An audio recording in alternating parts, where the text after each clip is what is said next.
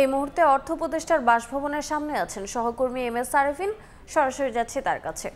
আরেফিন, সরকার দায়িত্ব নেবার পর প্রথমবারের মতো কিন্তু এবার বাজেট ঘোষণা করতে যাচ্ছে, অর্থাৎ 2025-26 অর্থ বছরের বাজেট ঘোষণা হবে আজ বিকেল 3টায়। অর্থ উপদেষ্টা বিটিভি ভবন থেকে রেকর্ডেড বাজেটটি আসলে উপস্থাপন করবেন। আমি এই মুহূর্তে রয়েছি অর্থ উপদেষ্টার বাসভবন গুলশান 2-এ এবং পারিবারিক সূত্রে আমরা এখন পর্যন্ত যতটুকু জানতে পেরেছি যে সকাল 8:30 নাগাদ কিন্তু অর্থ উপদেষ্টা বাসা থেকে বেরোবেন এবং রাষ্ট্রীয় অতিথি ভবন যমুনায় সকাল 9:30টায় একটি উপদেষ্টা পরিষদের বিশেষ বৈঠক অনুষ্ঠিত হবার কথা রয়েছে। সেখানে অন্তর্বর্তী সরকারের প্রধান উপদেষ্টা ডক্টর মোহাম্মদ ইউনূসের সভাপতিত্বে কিন্তু এবারের 2025-26 অর্থ বছরের যে বাজেট সেটি উপস্থাপন করা হবে এবং সেখানে সেটি অনুমোদনের পর রাষ্ট্রপতি সেটি সই করবেন এবং এরপরে অর্থ উপদেষ্টা কিন্তু দুপুর নাগাদ সেই বাজেট ডকুমেন্টস নিয়ে কিন্তু তিনি রাষ্ট্রীয় টেলিভিশন চ্যানেল বিটিভি কেন্দ্রে যাবেন এবং সেখানে রেকর্ড করবেন এবারের 2025-26 অর্থ বছরের বাজেট এবং সেটি বিকেল 3টায় কিন্তু প্রথমবারের মতো টেলিভিশন চ্যানেল থেকে প্রথমবারের মতো এবার বাজেট ঘোষণাটি সরাসরি সম্প্রচার করা হবে। আমরা পারিবারিক সূত্রে যতটুকু জানতে পেরেছি যে এবারের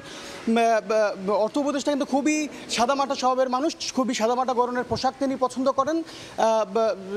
কালো জুতার সঙ্গে মানানসই ফুল শার্ট এবং প্যান্টের সঙ্গে সাধারণ কোট পরতে তিনি স্বাচ্ছন্দ্য বোধ করেন এবং এমন সাধারণ পোশাকেই কিন্তু তিনি এবারের বাজেট উপস্থাপনের জন্য টেলিভিশনের পর্দায় হাজির হবেন।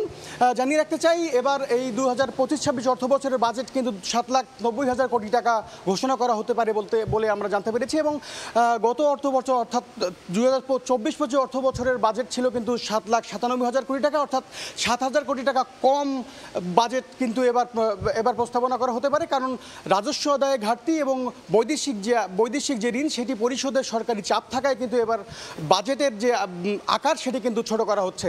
বলা হচ্ছে যে এবার বাজেটে কিন্তু শুল্ক কাঠামোর অনেক বড় ধরনের পরিবর্তন থাকার কথা রয়েছে, কারণ এলডিসি পরবর্তী যে চ্যালেঞ্জ সেই চ্যালেঞ্জ কিন্তু মোকাবেলায় এলডিসি পরিবর্তন চ্যালেঞ্জ মোকাবেলায় যে শুল্ক কাঠামোর যে বিষয়গুলো রয়েছে সেগুলো কিন্তু এবার আসছে বাজেটে, কিন্তু সেটা কিন্তু এবার খুবই গুরুত্বের সঙ্গে দেখা হবে। এছাড়া আরেকটি গুরুত্বপূর্ণ তথ্য রয়েছে যে করমুক্ত আয়সীমা কিন্তু এবারের অপরিবর্তিত থাকতেছে, যদিও প্রথমবারের মতো 3 কর বর্ষ কিন্তু ঘোষণা করতে যাচ্ছেন অর্থ উপদেষ্টা এবং 2026-27 এবং 2027 অর্থ বছরে কিন্তু করমুক্ত আয়সীমা 35,000 টাকা বাড়তে পারে। তো অর্থ উপদেষ্টার বাসভবনের সামনে জাতীয় বাজেট 2025-26 নিয়ে এই মুহূর্তে আমার কাছে ছিল সবশেষ তথ্য।